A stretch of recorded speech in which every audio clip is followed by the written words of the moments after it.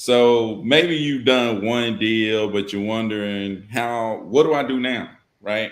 You cash the check, but how do you turn this check into a business? You've done one wholesale deal, but how do you create a wholesale business? Well, that's what we're going to be breaking down for you today, talking to you more about how you can turn that check that you just got, or when you get that first deal, you could turn that check into a wholesale business. So, we here today with my guy Cordero, and we're gonna break this down for y'all, man. Bring you all the stuff that we do, that we've learned from some big time wholesalers in the game. How you can go from doing one deal or a few deals to having an actual wholesale business where you're bringing in a consistent flow of deals through your pipeline. So let's get straight into it, man. Cordero, how you feeling today? Man, feeling good, dude. I'm feeling. Listen, we get some traction with this Facebook stuff. Oh, Byron, ha ha ha ha. Oh yeah. We get some Zay, what's up, man? with this Facebook stuff, man. So they coming in. We getting some momentum going. It's a Yeah, snowball. It's a snowball. The more it go, the bigger it gets. yeah. I'm gonna drop that recording of that call.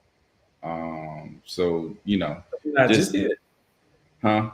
the one that I just did earlier. Yeah, the one that you just did. Maybe we can. Nah, they wouldn't be able to You hear have it. No. to- you gotta edit it, and when he can chop it up and edit it, Yeah, and then yeah, yeah, I'm chopping up. Man, we got Ty coming through, man. Goodness, man. Come on, Ty. Ooh, Ty Ty took over there, some flips. He man. told his contractors, "Hold on, I gotta go check out this live real quick."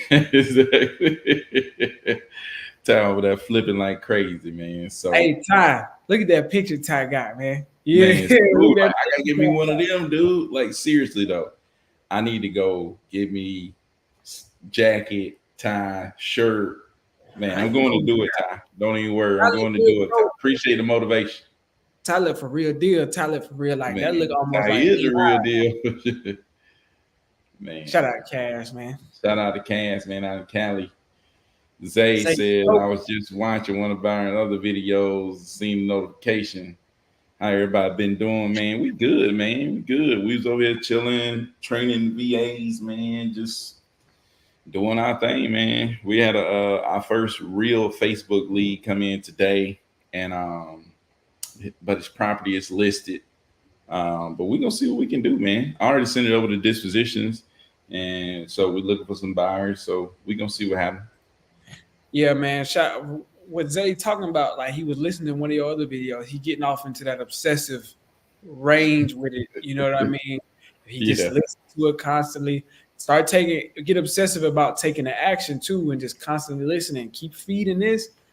What we talking about? You gonna start taking action. It's gonna feel natural, for sure. But shout out Dig. What's the word, my guy? What's the word? This is Elm City Wise. Just wanted your opinion on all the SMS regulations that are happening today. Truly appreciate you guys' feedback always. If you, I'm curious if you mean by today, you mean like something in particular is happening on October 4th, or by you mean today just in general how it's evolved and is constantly evolving as time goes on with I these. think probably just in general. I would say, man, there's gonna be always be regulations. There's gonna be people to try to stop it, but it's gonna keep going, man. Like you just got to go get with the right platform. So you saying in general, you just got to Yeah, get with the right platform. There's different platforms that ain't doing it the exact right way. You know what I'm saying? It's not that they want to stop all texting because it's too many people that use it. Um, they want to be able to trace people. They want to be able to trace people. They want people to be like legit people. They want to basically slow down the spamming, right? Real spammers. yeah, So just make sure you're with the right platform. I think launch control is going to be your best bet. To be yeah. honest, I think launch control is your best bet.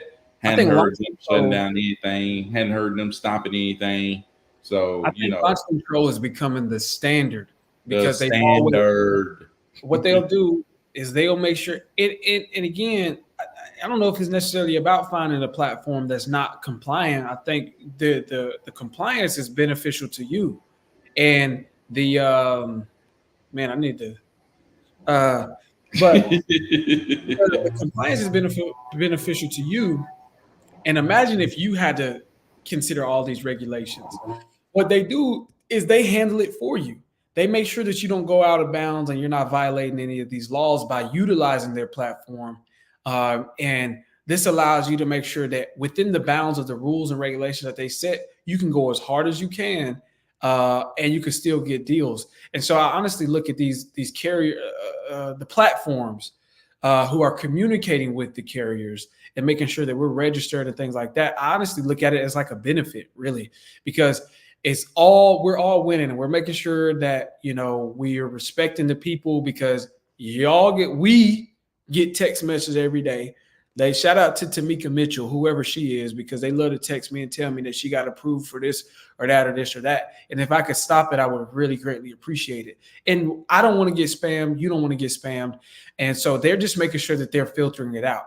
If you fill out the regulations, the A2P brand regulations, and be compliant, then you can continue to do your thizzle without having to worry about being marked as spam and without spamming people. So I think all of these regulations, we could look at it like, oh man.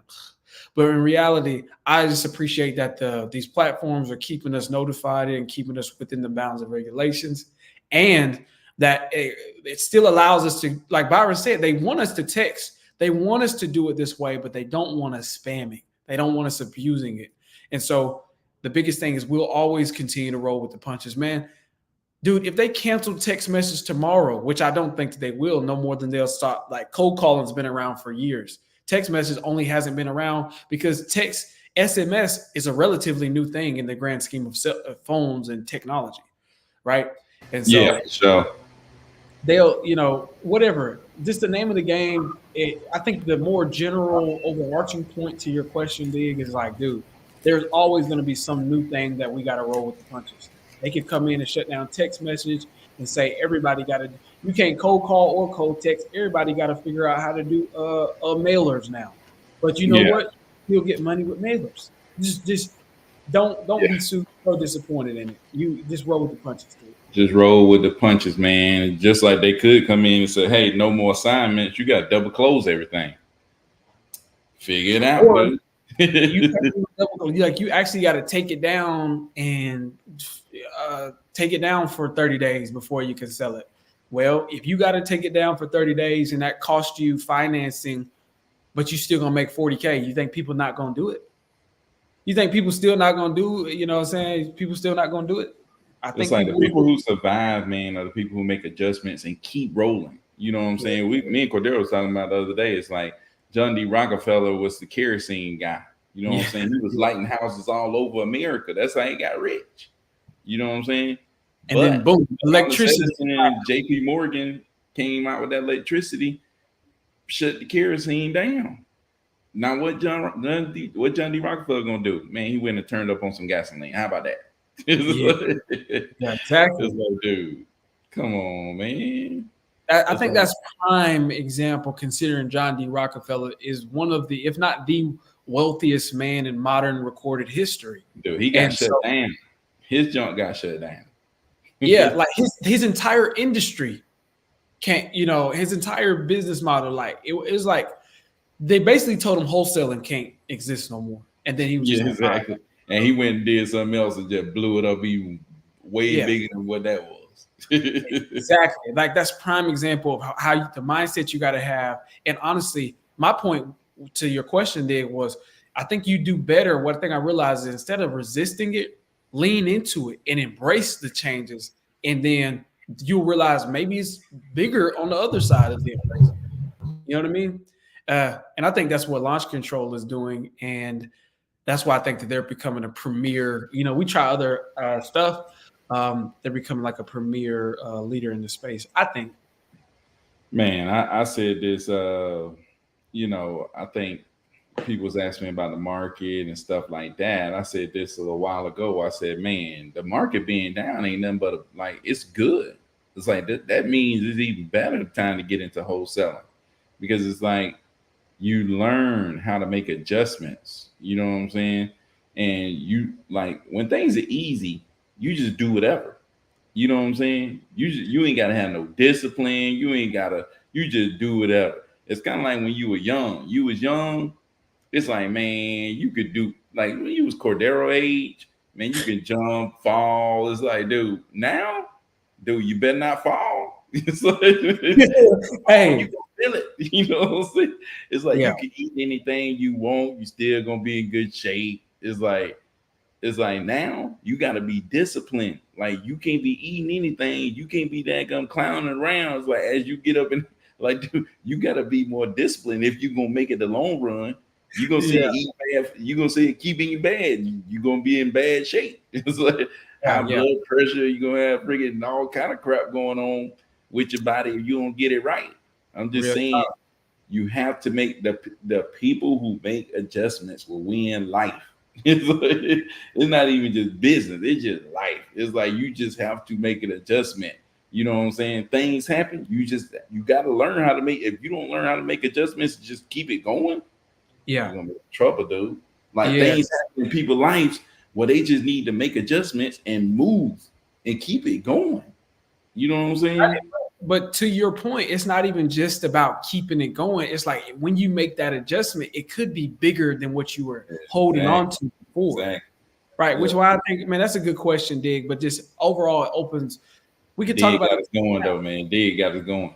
Yeah. But I think overall, it opens up the idea of just in this business and in life, it's about being the person who's willing to or able to. That is the skill set. It's not even just like, oh, I'm a seasoned investor, or excuse me, I'm not a seasoned wholesaler. You want to be a seasoned investor because an investor means I could capitalize on any opportunity as I see it before me. You know what I mean? Like Grant Cardone, come on. Or I'll say, okay, we talk about Grant all the time. Mark Spain. I remember watching a video where Mark Spain back in '08, he was taking these classes. I think it was like in 2011. And it had made the shift. He was taking the class to get certified in short sales because like that was the thing. Like '08 happens, Right. whole it puts like a whatever momentum or direction everybody was going in, it put a complete stop on it. And the people who survived and got bigger, now you see billboards of Mark Span all over Georgia and Tennessee. People who survived that got bigger, the people was like, let's make this adjustment and we're doing only short sales now. That's what we're doing. And then when short sales kind of like we starting to come up out of that slumber 2015 2016, it's like now we're back to doing what we're doing, but it's about the capacity to adjust, man. So Yeah, learn, for sure, keep that man. in We got mind. my people. My bad, Cordero. Go ahead, man. No, that's what I was just saying. Keep that adjustment, like that is the skill set that you want to learn. Not, man, what do you guys think about these changes? Let's bring them on. That's what we do. That's what we Man, do. no doubt, man. We got people talking today, man. I appreciate y'all tapping in, man. Love to see y'all talking. We got Jessa coming through on IG, man. Shout out to Jessa, man, keeping the trucks going. Uh, we got Keith on, man. Keith on coming through. What's good, my peeps? Should I keep Keith down? on, man, the godfather over in his wholesaling business, man. Mobile Home Plug said the market doesn't matter if you're doing off market. Like, that's real true, dude. Like that's the truth. Like Man, wholesale is one thing that's not as affected by the market because we just need to make a gap. You know what I'm yeah, saying? it's like It doesn't matter what it's sold for. It's like when you off if you off market, the market it really don't matter because when yeah, you off market, you dealing with people who need to sell. It's like it doesn't matter what the market is; they need to sell the property. It's like, exactly. Exactly, man. And it don't matter if the gap is from 25 to 35K or it's from 125 to 135K. It does no. not like why would that matter? And so Ty, man, seriously though, Ty, where'd you go take that picture, dude? Cause he looked like that man, looked like he ready he to go looked do some real business. he looked like the dude that was a football star. Then he hurt his leg. Was just like, you know what, dog? Okay, football ain't it, but I'm gonna still go hard in life. Period. And he You know became what I'm the saying? He like one of them college NFL players that took a professional picture. You know what I'm saying? When they have it's like the college players when they show up in the suits to go to the yeah, football games. exactly. Exactly. Man, Zay said every day I got y'all in my headphones at work. That's what's up, man. As soon as I Soon get as you off, get I'm off making calls. making Man, a call. I tell you what, man, you gotta get with my guy Cordero on this on making calls, man. He a killer on the phone, man, for sure. So you're gonna have to get with him. So in general, we held that fully obsessed. Yes, man. I tell you, he's getting off into that obsessive, compulsive realm of things, and that's when you on your way. Now you can see it's happening, dude. Your deal is right around the corner. Just stay Yeah, consistent. It's like the hardest part, the beginning, the start is always the toughest part. I think we was yeah, talking for about this, sure. but it's like swinging a swing. You know, when you get onto a swing and you got to get the momentum and you're trying to get yourself back and forth. By the time you all the way this high up in the air to come back down and swing to that, it don't take a lot of your actual energy. All you gotta do is just sit there and let gravity do it. But when you're Yeah, getting started, you gotta like actually use muscle. Either somebody got to come and push you, or you got to use your core muscles to get you. lean back.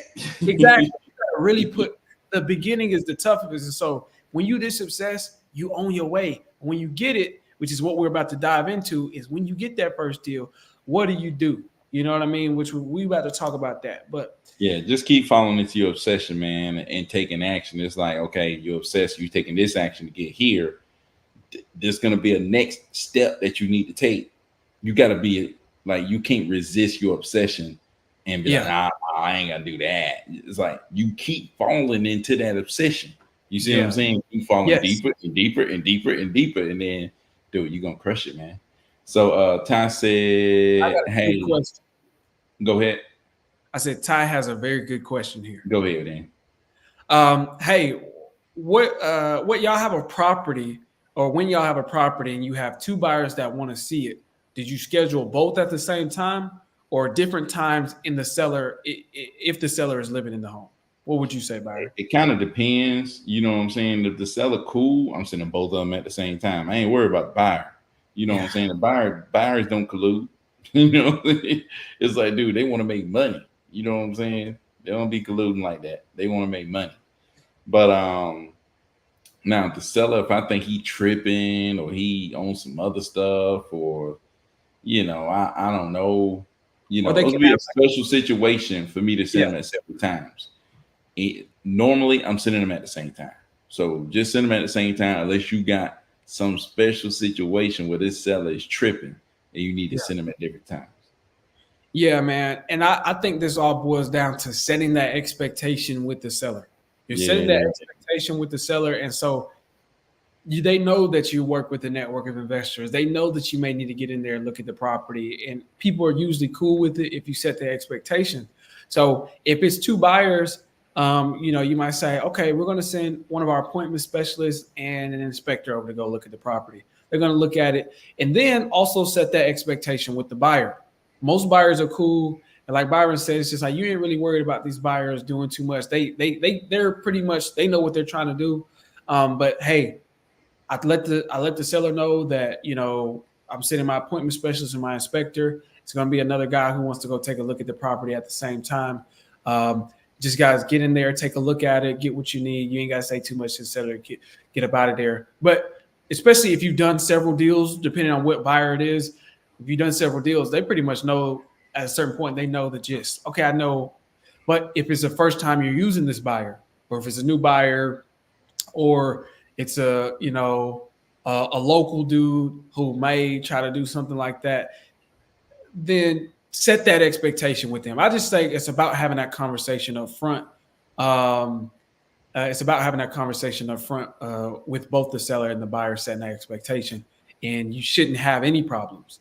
Like with whatever you need to do, if you need to just send 10 buyers over there, again, as long as you're doing that, I would say don't ever be like, okay, we're going to have somebody come out there and look at it. And then you just throw multiple people over there. And the seller's like, what's going on? You know what I mean? They're yeah, like, I didn't expect all of these people to be coming. yeah, Or you don't want to be like, I got to send somebody to go look at it. And then you just set up a full blown showing where it's just like people is coming by. But if you need to set up a showing, like a time where you need to get people, like people will continuously be going to look at the property. Like we got a property on the market that we haven't closed on yet. So we got people who are coming to look at it constantly. You set the expectation with the seller and they're okay with it. right? So it's about that conversation. Um, but Dig says you have to register your business now, your EIN, and it's easier for people to sue you now. But launch control is definitely the move, but expensive as well. But this is what I'm Yeah, saying. live show is expensive. It's definitely the move, but you got to pay to play, man. You know what I'm saying? You got to do whatever it takes to get this done. It's not nearly as expensive as the money you about to make, but and it's easier for people to sue you. I mean, maybe, but I mean, really, your business has been registered. Like they've done this. I don't know how long my business has been registered with the 10 DLC. Like it's been a while, and I text But a here's the thing. ton of people, and I ain't nothing happened to me. But the So thing is, all of this is in efforts to be compliant. They're not going to sue you if you're compliant. What are they going to? They can't sue you no more than I could sue McDonald's for putting up a billboard. But if McDonald's like try to, you do know, something illegal, text me, break yeah, the law. exactly. We're staying within the bounds again with these new rules and regulations. They're to help us as well. Was my point. And so it's easier for people to get your business information so that they know that you're legit. They know that the carriers that they're using, like T-Mobile, Verizon, know that you're legit. But it's also a lot less likely that you will get sued because you're being compliant and you're not violating any rules. The only people who's getting sued are the people who are harassing, texting people from burner numbers and text them over and over and over and over again when I said, please do not text me. That's different than saying somebody say, I'm not interested right now. Follow up with me in a couple months. Okay, we follow. That's not who. Why would that person? There was, you know what I mean? Yeah, for It's sure. good for you as well. It's not just, oh, now they can sue me. It's no. Now you're less likely to get sued because you're compliant. Scott Byron Scott said, "Ty, I want to see that that work property." I think he want to buy it from you, Ty. That's what I think. I know that dude. He said, "I try to get a show on Friday if I can on that ag work." Man, Ty, man, go ahead and sell it to me, Ty, man. Hey, Uh, Byron's a good friend to have, dude. Well, he want to buy properties from you. yeah, for sure. Who was next? Dig said, also, Byron, do you network collaborate with real estate Diddy because I saw him using one of your transactions? Yeah, man. I'm in this mentorship group. I did this 2-day event. I'm in this mentorship group. Yeah, man, I rock with him for sure. All day. Yeah, I rock Yeah, with him all day. and you should as well. Yeah, for sure. It's like everyone is using PPC now for leads, which is probably a better marketing strategy because it's all inbounds. They all work. Dig, what do you use for your marketing It strategy? all really works, man. You just got to put in the effort. It's all about volume. So Ty says, "Hey, Dig, yeah, he went to Keith every 2-day event and came home with monster ticket. Oh, He yeah. came up, hey, shoot, yeah, that's right. I rock with him all day long. I wouldn't be sitting here talking on this thing if it weren't for him. I'd be still at the school building. You know what I'm Hey, saying? hey, Doing some, and Dig, when Byron did that, Keith Everett wasn't doing any PPC at that time. no. Only doing. That's why I'm saying it's just like, yeah. And I know, and I like the questions that Dig is putting in here, or like the what you're saying, because it represents a mindset that a lot of people have. It's just like, this is the problem with this, and this is the problem with that. All things are Yeah. going to be changing. There's going to be regulations with PPC even, but I don't want you thinking that there is one better than the other. Even us now, we're going into marketing. They have their pros and cons. They have their benefits. I think sometimes we realize what we're realizing already with the PPC or just online marketing, waiting for inbound leads, is that you just put it out there and you wait. When we naturally like, man, I want to be doing it. I want to turn it on and just go, and I just want to just be talking to enough people. But now we got to wait for them to take the bait. But it's just equally important. I think you should do all of them. I think you should be texting with these regulations, cold calling. You should be PPC, do some Facebook. You should be on Twitter. You need to get on MySpace if that's what it takes. But get out there. Tell people My, about it in your neighborhood. You know what I mean? But for sure, dude, I think okay, we got a lot of questions. Y'all beating us up with the questions. We need to talk a little bit Man, about how to appreciate build that a for business, how sure. to do the 100K months and all of that stuff. Let Byron preach to us about that.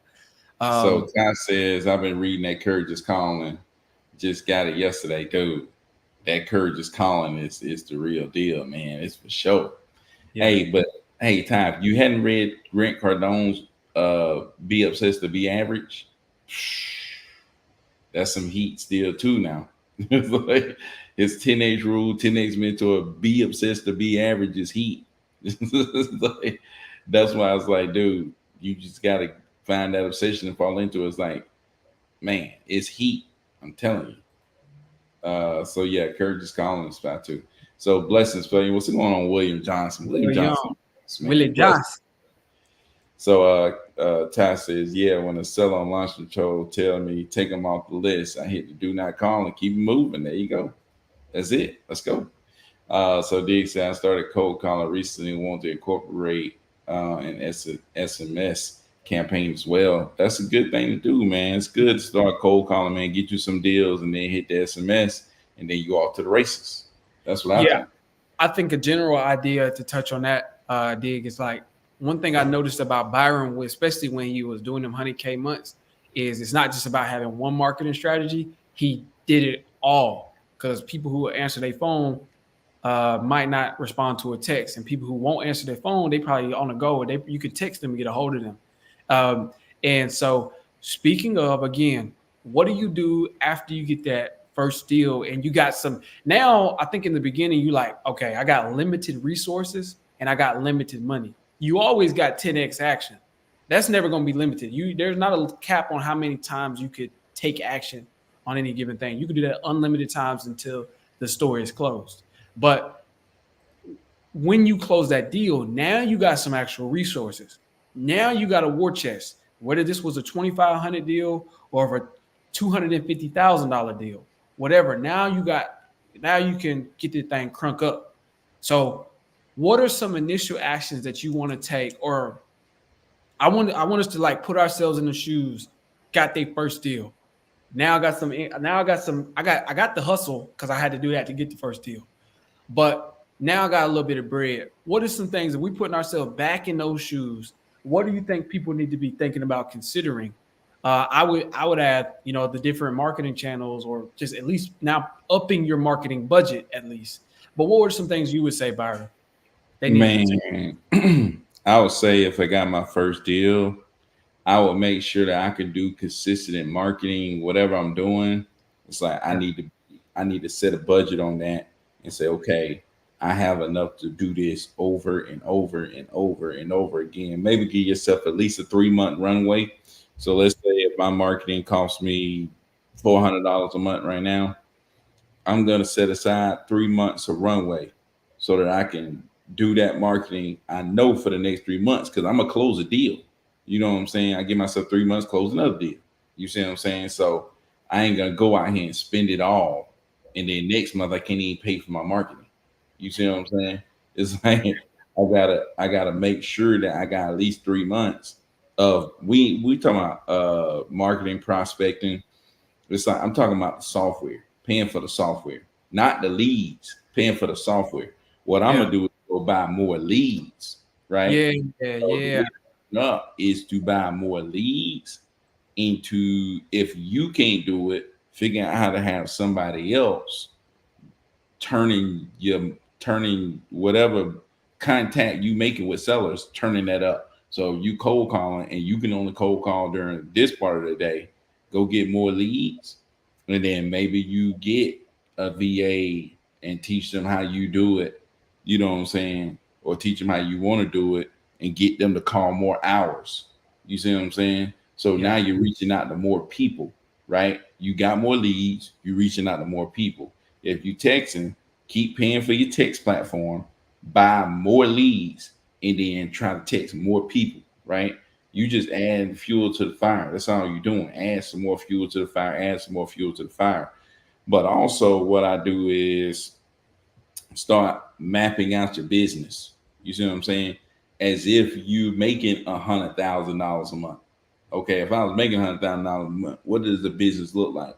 I got this department, this department, this department. Start breaking down, like, okay, over here, this is marketing, right? And here, this is acquisitions. Over here, this is dispositions. And then at the end, there is transactions, right? So that's when I would break it down into these different departments. And then, okay, who, like, you have a marketing manager? You see what I'm saying? It's like, how do you want that marketing department to look? How do you want the acquisitions department to look? You got an acquisition manager, you got, junior acquisitions, you got lead manager. You see what I'm saying? However you want that to look. In disposition, you got disposition manager, you got assistant dispositions, you got transaction coordinator, you got assistant transaction. So it's like, how do you want that business to look? And that's what I would do right there, what I just told you, right? That's what I would do. I would set that up just like that. Millionaire real estate agent. This is the millionaire real estate agent, and I got the millionaire real estate investor somewhere around here, right? Both of these books are written by Gary Keller. I'm sure if y'all know real estate, y'all know Keller Williams. Y'all know real estate agents, and Keller Williams is a pretty big brokerage. And the founder of that is Gary Keller, who's the author of this book. One of my even if you're not trying to be an agent, I think you read the Millionaire Real Estate Investor and the Millionaire Real Estate Agent. I think that they have both like little tips and keys in both of them that will help you in real estate, just period. Like they got principles. And especially in that book, The Millionaire Real Estate Agent, two things he talks about I think Byron touched on. One is, first of all, we actually touched on this the other day. He talks about the whole concept of there's a point in this business where you want to get creative, where you want to this is the way we do things. But before you get there, long before you get there, there are certain things that are just, this is the way you do it, right? It's like we can get creative and act like, I don't, you can get creative like, man, I don't want to market or prospect. I just want to manifest the leads. And I'm just going to sit here and meditate, and then the leads will come to me. That's going to be my unique. It's like, that's not going to work. It's like, you have to be talking to people, period. In some way, shape, form. You have to be touching people in some sort of way to get them to, that's just a fundamental. But then another thing that he touches on in these books, both of these books, I think is very powerful, is he talks about start with the end in mind. Start your business from the beginning, thinking about the bigger process. So start, and this was the first time I read it. These books came after the E-Myth, but this was the first time I was introduced to the concept of basically, even when you're just a one-man show, you still want the different departments. And I love to use the example of like a fast food restaurant, because I think we all would understand that. But it's like, even if you're a one-man show, you at least want to have an area. This is the cooking station. This is the order taking station. This is the food delivery station when you come around. And then we need somebody working the front counter. Even if it's just you at least need to set up the front counter. Yeah, for sure. Cooking area, and you need to set up the order taking area. If you don't do that, again, I would equate that as like, you need to have the systems and process for this is how we do things, even if it's just me here doing it. And I got to run from one area to the next. Yeah, but if you don't do that, you can't scale. Yeah, for sure. For sure. Yeah, I agree, man. And I just think about like when I used to work at Captain D's or when I used to work at Zaxby's. It's like it's a lot easier. It was a lot easier for me. Like I was dropping fingers, dropping fries, dropping toast, dropping I would drop all the orders and all this stuff, you know what I'm saying? And make the plates. But it's like, it was a lot easier. When Byron said they order 15 shrimp, he dropping 20. Oh, I'm dropping 30. Now I'm dropping 30. I'm dropping 30. No, I'm just saying that to say, like, it was easier because stuff was in order. It's easier for you to go and do all this stuff if you already got a plan. You see what I'm saying? You already got it written down. It's like, I drop these fingers, hit the button, boop. It's like 4 minutes and 45 seconds. I'm pretty sure that's exactly what it is. 4 minutes and 45 seconds. I know that you know what I'm saying, it's gonna hit a book, it's gonna beat when it's time to shake the tenders. So it's Yeah. like, that's what I'm saying. Put the fries on, boop, they got a time on that. You know, boom, you drop the fries, you hit the toast. You know how to do it. So I drop a whole loaf of toast, boom, no time. Boom, Mm. butter on the toast, it's up in there. So It's like, how y'all doing that toast? You put the toast on the grill. yeah. So That's how y'all was you making got the to, toast? yeah, you got a thing. I would have like a couple of toasts in my hand, like 5, 6 toasts in my hand. Put that little brush, doop, doop, Ah, you doop, going doop, in. doop, And it's just, and doop. I want to point out is the fact that he can like think about how many families is coming through the drive-through. Like, I don't feel like cooking tonight, but I gotta feed my family. I gotta get something to eat. And I just gonna go home because I gotta work late tonight. So I can't cook, but I need to get something to eat real quick. And Byron knows, okay, we can hit all of these families, every car that's coming through the drive-through, every person that's coming in, because I know how long it's gonna take to make the tenders. I know the math on the whole thing. I know the numbers.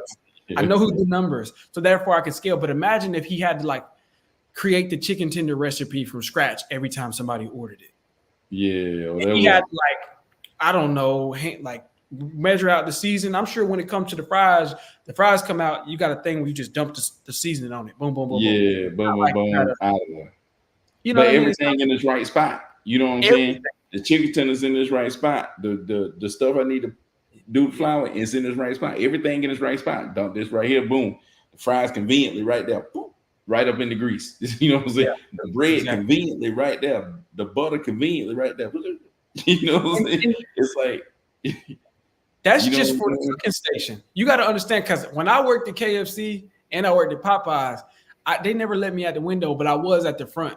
That's like, you like an underling. You ain't got the dudes in the kitchen. They got a lot of say so because they the heartbeat of the operation, and the person on the drive through is very important. I was just at the, but even that was organized. Okay, you need this, boom, boom, boom, boom. I didn't have to put, oh, you want chicken tenders? Let me do the math. No, if you want the number 7, it's a button for number 7. Wow. Oh. You want a number 7, but you don't want to drink, then I can easily say, well, just get it like this. It'll be more affordable if you do it like this. I'm gonna leave the drink off, boo, boo, boo, boo. Or I can do that. But it's all of it is at the push of a button. What I'm not doing is like, okay, you want that? Okay, let me do the math on that. So you want these many And chicken the thing tenders? is, you can come in and do this stuff the second day on the job. You know what I'm Real saying? talk. It don't Yeah, take yeah. no time. Like, Cordero could walk into Zaxby's tonight and be dropping tenders, dropping fries, making toast, making plates. It's like, I'm just saying, it's like, you should have your jump written out. You should have your jump planned out, written out, to the point where it's like somebody else can come step up in here, and it's Exactly. like, you know what I'm saying? It's like, boom, boom, Yeah. boom. They can come in here and just get it done. Like, oh, it's all right here. You know what I'm saying? I It's think like, it's all here. exactly. And I think we're pointing out two major important things I don't want y'all to miss. Byron's talking about, from a practical standpoint, is when you need to bring people in to the operation is detailed out so perfectly that you could put other people in. But I'm talking about a different, like a more generalized idea, that what that leads to is that you can then scale. And you Yeah. can, what I mean is scale is like, go. I know a lot of y'all don't just want to do one deal. Or if you in a place where, man, I do like 4 deals a year. So that means you do a deal and then you kind of do something and you figure out, okay, I did another deal in 4 months, and then but you don't know what was the difference between doing a deal this month and not doing a deal for the next 3 months. If you want to get to a point where not only you do deals consistently every month, but you're doing multiple deals every month, and you're doing 100K every month. He was able to hit 100K because he made his system scalable, and he can scale. He can really take it to the next level because he can put he knows if I talk to 100, he know how much time it take to drop the tenders before you got to shake them. But he also know that if I talk to X amount of people or send X amount of text message, I'll get X amount of leads. And out of X amount of leads, I'll get X amount of deals that we close on. Right. So he knows if I want to close on more deals, then we need to talk to more people.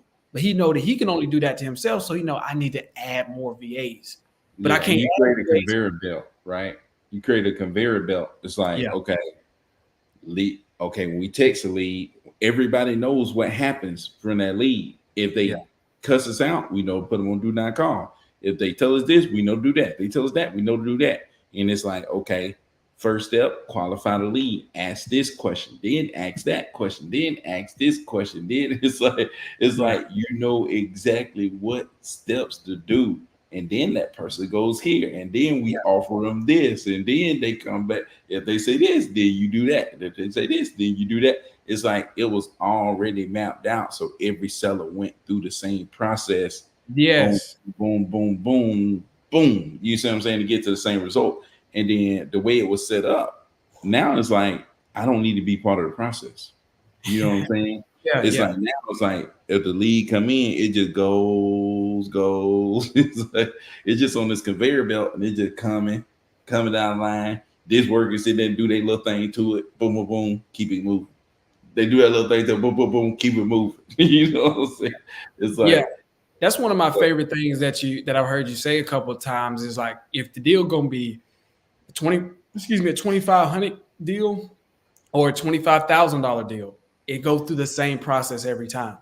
Because that's one of my. It's like you got to think. I think naturally you would think like, oh, maybe for that 100K deal, Byron did something different, or there was something something different. special. What'd you do to get that one? Same thing I did to get the $1,000 deal. You know what I mean? It's Same like, thing that I did to get a deal that I made $500 off of. boy, I did a deal. I made like $326 on. You know what I mean? Rock my Same world. process, man. Zay, I'm a chef. I feel what you're saying, man. It's a system, dog. I be telling Byron like I like to cook. So I don't know. You mean you work as a chef, or you just like He's like a literal chef, like you going around cooking for people.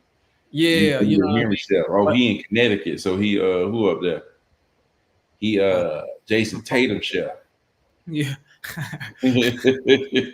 But I do like when you putting together a recipe, it's much like that. It's like Zay in Portland. Is Zay in Portland? Zay in Portland. Yeah, Zay the one in Portland. Zay was Dame chef. He got to move to Milwaukee. But I think it's like putting together a recipe is just like there's layers to the recipe. It's like you got to do it this way. And if one thing too, you got to understand too, if one thing is off, then it will affect the entire process. Sure. But when you got everything structured like that, it's easier to find what is off. Yeah. If you don't have everything structured, as you scale and you try to scale, you're not gonna know where it's not firing at. You're Lenny not gonna scale in a mess. That's what Lenny called it. Lenny called it scaling a mess. Because a lot of us have been there where you try to scale a mess. Ray Dalio. I'm not sure what you meant, but Ray Dalio, that's my dude right there. Ray Dalio. You must be in Portland or something. Maybe so. Maybe he is, dude. Ray Dalio. That's big time right there. Who was Ray Dalio? I believe he's like I think he's the CEO of a bank or something like that. But he's just like a very, very savvy businessman, and I think his insight on business. He's also the guy who proposed or brought, at least to my attention, to a lot of people's attention, the 100-year. You know how we talk about the cycles in the economy. He was the one who went back in history and was like, okay, let's look at the cycles of countries, of empires, and kind of see what's the rise and fall of a different era over the last. Because most people not living to be 100 years old, let alone to notice. So every time we might experience these cycles, it might just seem like, oh, this is just new. But these happen often. And Ray Dalio, he's written a lot of books and he talks about that. And I think Ray Dalio is the CEO of a bank. I want to know, but Ray Dalio, I just like all his books and stuff. And he's definitely a great investor. American. Dalio is in Connecticut. He's a hedge fund manager. He's a hedge fund manager. That's my dude, dog. I just like his insight on business and the way he shares a lot of things. But yeah, Zay, so as a chef, like if they like you could just season the meat and cook it, or you could season it and sear it, and then like you could just season the steak and put it in the oven and cook it, but you can sear it and get that nice sear on it and then put it in the oven, and then you can put that garlic with that butter and that rosemary. Y'all ever see that where they take the steak and they pour the butter on the chef over here. That's all. It's like, but there is a way to do that. There's not you know what I'm saying? You could get creative, but for the most part, you got to add fire to it. You know what I mean? So to be first position on a loan means that okay, if there's a real property, it doesn't matter what it is. The first position is you're the first person that has the right to foreclose on that property and take it back, right? That means you gonna get paid your money first. Like whatever profits come off this property, you're owed first. And then the second position, they owe second. That means if anything go down, if it's only, if it's only enough money for the first person get the money, second person don't. You know what Yeah. I'm saying? So the first person, you got the first place lien on the property. So I mean you can take it, there's profits to sell off the property, you get your money back first. You got first place. And then, whoever behind you. That's first place lien on the property. So if you are one of the lien holders on a property, you want to be the first place because that Yes. means if something goes wrong. If you second or third, you probably ain't gonna get your money. The only way you want to be second or third is like if if the first place is like a real low loan. Let's say you got properties worth $500,000 and the first place loan ain't nothing but $100,000. Right, Take the right. second place loan. You see what I'm Yeah. saying? Because something happened, you probably gonna get your money too. Yeah, asset you can recover your money, but for the most part, it's just like usually the first place is usually the primary lender, the mortgage on the But you property. gotta think, it's like the home equity line of credit and those people, the people that give you another loan, like the people willing to give you a loan if you put up your house. Why? But you have to have what? Equity, Yeah, right? Your house got to be worth a lot more than what you owe, which makes them believe that hey, look, if something go down, if they have to take this house back, then there's some spread right there for us. You see what I'm saying? Like that's the second position, but the first yeah, but position there's they gonna also get the first position gonna get theirs, yeah or the they first gonna get position the gonna house. get there. That's the sums it up. The first position gonna get theirs for sure, guaranteed. One way or the other. Guaranteed. But it's like second position also could be like maybe you got to put a mechanics lien on the property. Like you did the plumbing and they didn't pay you. You can put out a mechanics lien, and now you got that lien on that. But it's just like you still might not get your bread if the Exactly. Because yeah. Hey, But we got yeah, 10 people up in here, man. We rocking and rolling, man. Like the video. Go ahead and show your boys some love, man. We here every day for y'all for sure. So Ty says, oh, okay. He was just saying a billionaire that owns one of the biggest hedge funds, Arthur Principles. I hadn't read yeah, that. dude. I like. Bridgewater, name of the company. Oh, I heard Bridgewater though. Yeah, I think my favorite thing, like how I got introduced to Ray Dalio, is his books and just some of his ideals that he's putting out as far as like the overarching, here's how economies look. Maybe it's been written about or talked about before, I think in other topics, but for the most part, Ray Dalio is the only businessman that I'm here. Most people talk about the cycles in terms of like 10-year cycles and stuff like that. The economy's good, then it's bad, then it's good, it's bad. He talking about that thing, and then he's got some other things. Obviously, you operating at that level of business, he's got more insight. And I think most people, when you become a billionaire, you lose touch on how to communicate in layman's terms about these ideas. I think he does it pretty well. His books, his content. If you want to chill, I think there's another thing about getting books and diving off into these books is while you're reading that book, you get to spend time with a millionaire and get off into that, or excuse me, a billionaire. And whereas you might not be able to get in the room with I was thinking about Jamie Dimon, who's the CEO of the bank, but you might not get in the room with a Ray Dalio or Jamie Dimon or Grant Cardone, but you can read their books, right? And you can kind of get more. You can get off into how they think. We was talking about that the other day, where you need to get around the right people so you can start thinking clearer. Books is a great way to do that, for sure. But I think, again, speaking of books, the Millionaire Real Estate Investor and the Millionaire Real Estate Agent are some of my favorites. But what we're talking about is the E-Myth. I think that check that book out for sure. Get that even before you close your first deal. Because also, too, one thing in particular I noticed about these books, the millionaire that Gary Keller wrote, is what he talks about is kind of counter what people would consider to be counterintuitive. So you're setting all of these processes up. Most of your natural thought is, well, I'm gonna wait till I get big and then we can have a department for this and a department for that and a department for this. No, you do it now, because if you can get big without having different departments, by the time you get there, it's gonna be a chaotic mess, as my guy said, right? And so what he talks about in particular is doing this from the beginning, starting off from the beginning. He even has a part in the Millionaire Real Estate Agent where he says his motto and how he teaches all the agents that join his team is like, in the first year, you might be making $60,000 and you hire an assistant and pay your assistant $40,000 and you're only making $20,000. And you like, what? Why would I do? But he's saying what's going to happen is in the next 2-3 years, now you already got everything in place. That way you're making 100,000, you can scale from that point. It's just, you got to start off hire the right people, man. That's the biggest thing. It's like, the people is the asset. Like, the people are the access, right? Contacts equals contracts. It's like, you get the right people on your side. That's what's going to make you or break you. Like, that's what's going to cause longevity. I tell my VAs that work for me, it's like, you know what I'm saying? I appreciate y'all for, appreciate y'all for making all this money where I can go and, give me a car, give me a house, I can live good because y'all help, y'all the ones that's making all this money for me.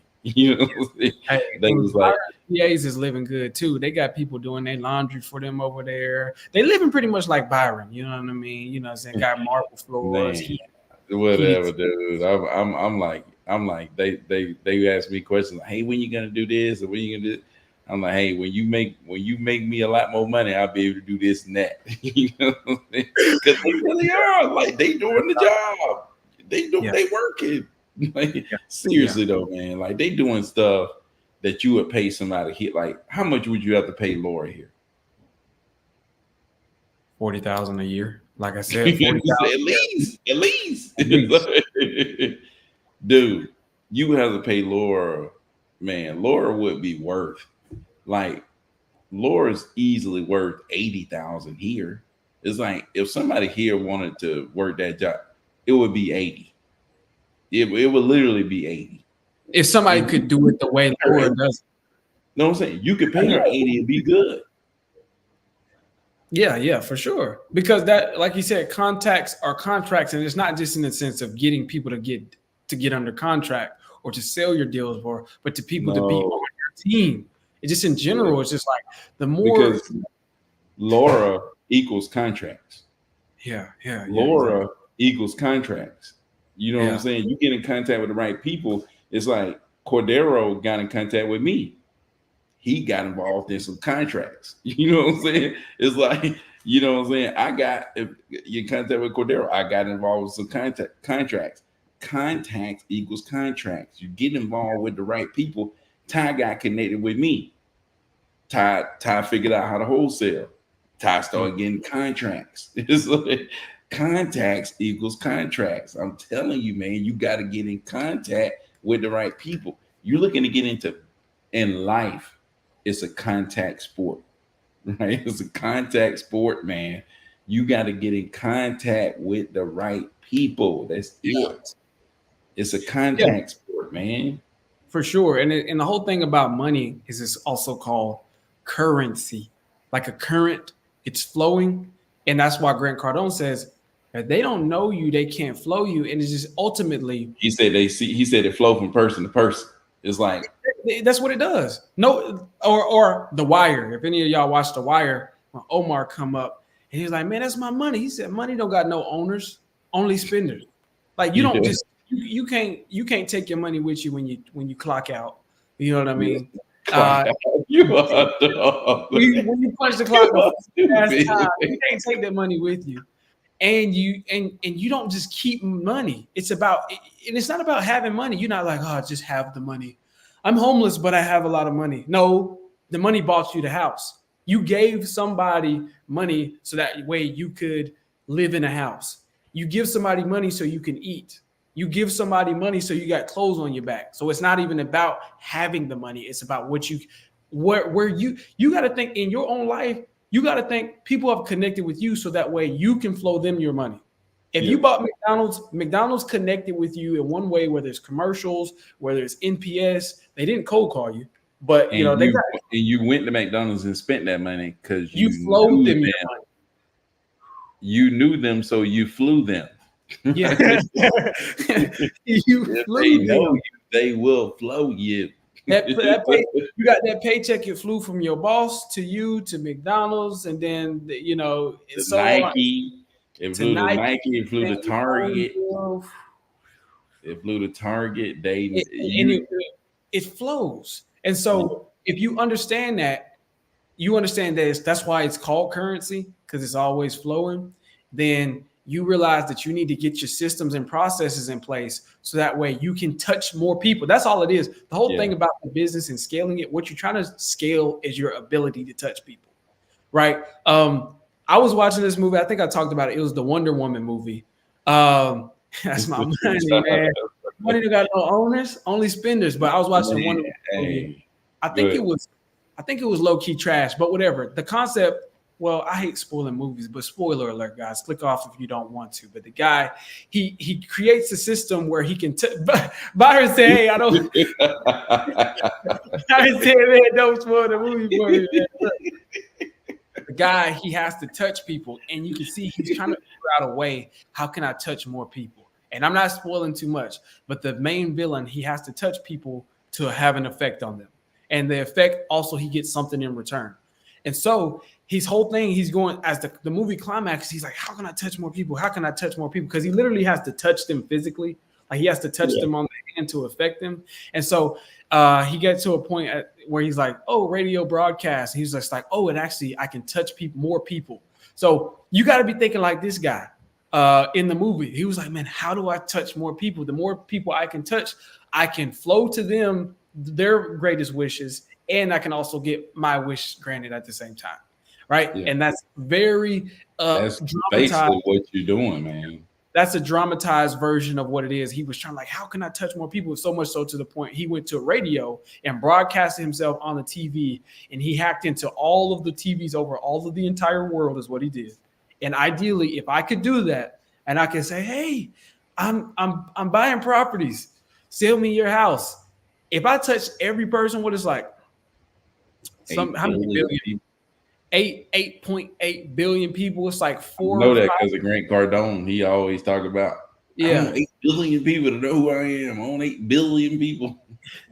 If I could just say to 8 billion people, hey man, I want to buy your property. I can solve your problem. I think that's all I have to say. At least how much money you think I would make if I could just get a message across? And I know for a fact that all 8 billion people saw it just once. Not on repeat, just one time they saw me say, hey, my name is Cordero. I want to buy your property. If you can sell me And your house, let me know. I mean, it ain't even that either. It's like, it don't even matter what you're really talking about. You know what I'm Yeah. saying? It's just They that they know you. It's like being a brand is being a brand. Like Yeah. Nike could sell a mug and sell a mug. A lot of them mugs. You know? I ain't even got to say. I ain't even got to say. I want to buy your house. I could say, hey, buy my German. Yeah. I'm just saying, once they know who you are, it's like once they know you, They can flow. you just gotta be known, man. You got to be in people's face. That's the thing. It's like they got to know you. That's just like we had the seller. Cordero trying to get in contact with her. She ghosted him or whatever. Man, because I had done a deal with her. I bought one of her properties. She knew who I was. I went to the closing and met her. She knew who I was. She know me, right? I text her. Boom. She texts me back. Yeah, I want to sell that property, but I'm gonna sell it during this time. Reach back out to me then, right? If they know you, they will flow you. Cordero couldn't get his junk answered because she don't know him. It's Yeah. like you can't get the contract because you ain't known, right? Yeah. That contact that I had, the contact that I had with her, equals a contract. Right? It's like contacts equals contracts. No contact, no contracts. It's like you got to be known. It's simple.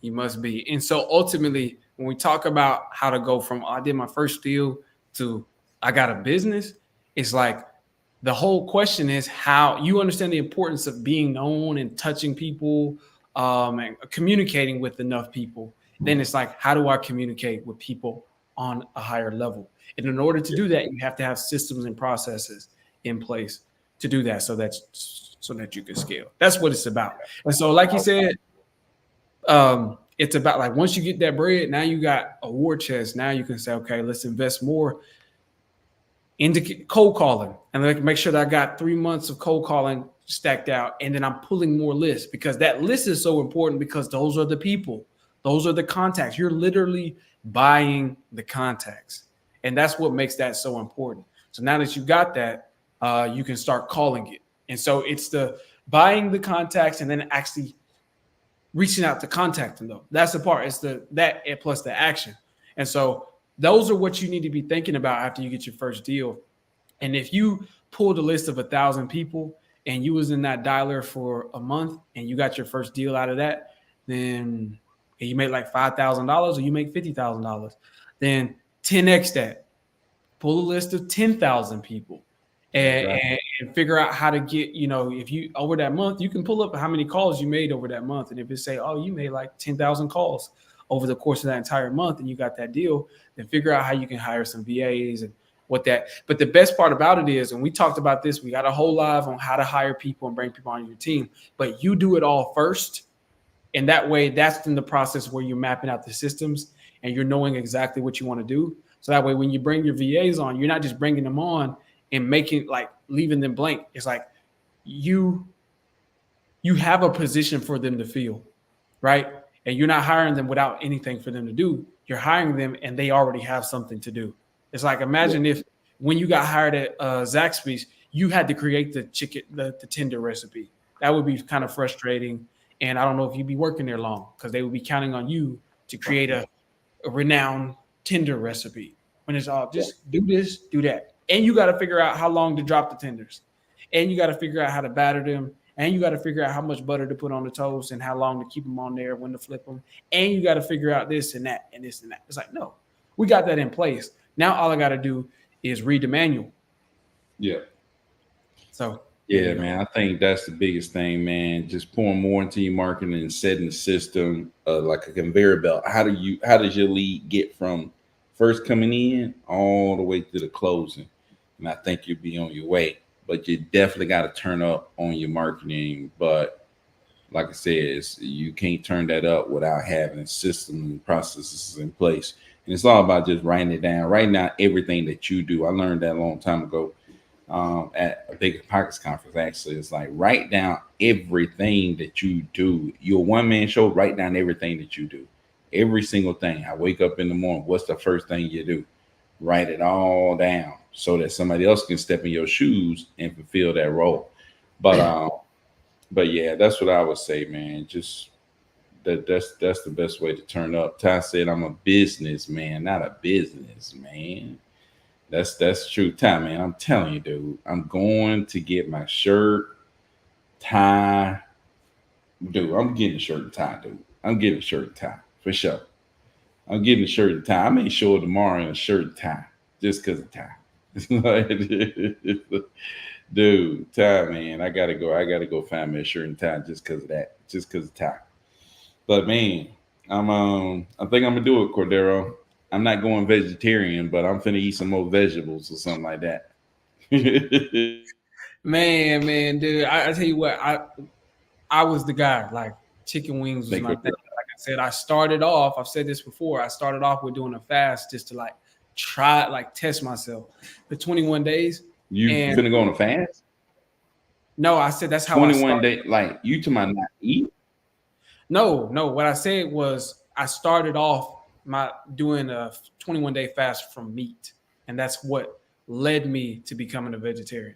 Because after that 21 days, I thought I was gonna be like, oh man, this is terrible. I was like, this ain't too. I low key like this. This ain't too bad. You know what I'm saying? But I only did it not because I was like trying to be a vegetarian. I'm a vegetarian, not a vegan. But not because that, but because the real reason was because I was challenging myself, and I was the guy like, bro, how you gonna eat something without meat? What does a meal without meat even look like? I gotta have my meat. I was that guy, so I was just like, I'm gonna challenge myself. The same way I'm saying like, man, I don't do Facebook. I don't do the social media stuff. Dude, But the whole point is you got to get known. But I'm like, I don't do it. So that's what I need to do. I need to make a Facebook. I need to get an Instagram, and I need to get more prominent. And that's where I need to go. I might need to do a 21-day where I'm posting every day. I'm posting something. I'm getting out of my comfort zone. I'm posting every day a picture. Hey, this is what I'm doing. This is I think something. it's exactly what we just talked about though, Cordero. It's more about like it's more about removing yourself. It's like, and that's another thing about scaling too. Another thing about building a business. You have to make it where you are not a bottleneck. It's like as much as your business depends on you, you don't have a business. Like the stuff that I do is going to be done every day, no matter if I wake up or don't wake up. You know what I'm saying? The truck's still gonna run. The lead's still gonna be called. You know what I'm saying? The stuff's still gonna be posted. It's like it doesn't matter if I am here or not. You know what I'm saying? Because set up to run. You know what I'm saying? It's the E-Myth revisited. Yeah. I was actually about to say that because with Ty's I think you gotta approach it all that way. Yeah, you're absolutely right, man. And you can't do that without systems and processes. But I was about to say that because with Ty's quote, I know that's a classic, man. That's a classic Jay-Z line. And even there's one that I like for the younger dudes is like, I think Money Man, he said, I'm a walking business. I should be an LLC. And the whole thing is I am the business, but in real business, you don't want that. In real business, that's actually more of a problem if you are the business. In real business, you want to own a business, not be the business. So I appreciate those classic bars in hip hop history that we got. Like, I'm a businessman. I'm a businessman, not a businessman. Like those lines, I appreciate them, but ultimately, I always think about it like, well, actually, you don't want that. Like, you don't want to be the business because when you don't have systems and processes in place, and when you don't have other people doing it, and you are the bottleneck, you don't have a business. You don't own a business. You have a job. You own your job, and it owns you, and you're a prisoner to it. Trust me. For all of you who say, man, I just want to scale. I just want to do 100K months. I don't care about systems and processes. You're going to realize very quickly that them 100K month, that money ain't going to matter if you are suffering. You're literally choking because it's like the calls don't get sent out if you don't send them out. The texts don't get sent out and responded to if you don't do it. The leads don't get followed up with. The deals don't get closed. All the transactions don't get made and all of that coordinated and the dispo. All of it's on you. Like I said, you remember we started off talking about a restaurant. Imagine if you was the only dude in a fast food restaurant in a busy hour when dinner, and you got to drop all the tenders, take all the orders, run and deliver all the orders, box all the food up, put all the chicken in the box, put it all in there. What sauce did you want? Okay, let me get your sauce. Let me run get your drink. I'm gonna fill up all your drink. That's chaotic. It's hectic and it's crazy and it's not ideal. And so you don't want to be the bit. That's when you are the business. You don't want to be the business. You want to own a business, not be the business. So I always think about that when I hear those lines, like that Jay-Z line, or like Money Man said, I'm a walking businessman. I can't hear you. I can't hear your audio. My bad. Do I still use Launch Control? I do still utilize Launch Control, but I'm mainly on smart contact, even though that's been cut off. I think I'm just gonna go on back to Launch Control. I think like Cordero said, Launch Control is the standard. I still have Launch Control, but I'm like over here trying to mess with smart contacts. Like I might as well just make sure I stay with Launch Control. It's the standard, and just submit to the standard. And then, but you ever use REI Reply? I did a long time ago, but it was very confusing. I stopped. It was like, to me, it was very confusing. I'm a very simple guy. If you haven't noticed, I'm real simple. I use simple words. I use basic words. Maybe somebody like Cordero could, get on REI Reply and thrive because he can understand all the complexities. That's a big word for me, by the way. But I'm more of a simple guy. I like it basic, and Launch Control is pretty basic. You know what I'm saying? So, just saying, it's more my speed. User-friendly. Same with like batch dialer, but yeah, man. But I want to stress what we're talking about, and I know Moose Property Group LLC. I understand why you're asking that question, but it all works. It all works. If you use REI reply and you just like that better, then use that. If you like launch control, what I'm saying is, I think it's about making a decision based upon what you like best and understanding that Yeah. if you one you like best, that will get you the best results because you'll use it more. You'll feel confident, more confident in using Yeah, it. for sure, for You'll be sure. able to build your systems around it. And I know that's not necessarily what you was asking, but I always like to make that point because some of the newer people they tend to get, it's me especially when I got started. You tend to think that the results is based upon if I use launch control or smarter contact. And if I use launch control, then I'll get more deals. No, it's if you're consistent more, you'll get more deals, whether you're using launch control or REI reply. And I just make that point just because that was a major key for me. Once that hit me, it was like a light bulb went off in my head, dude. It's you. It's your level of consistency. It's not the system. But use what you like. Use what you like, because I know REI reply got some stuff on there.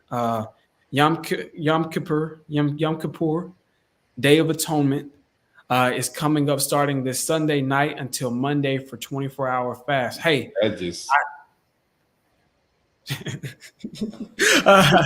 I'm pretty sure, and correct me, Dig, Yom Kippur, that is either Islam that or just went I right think over my head.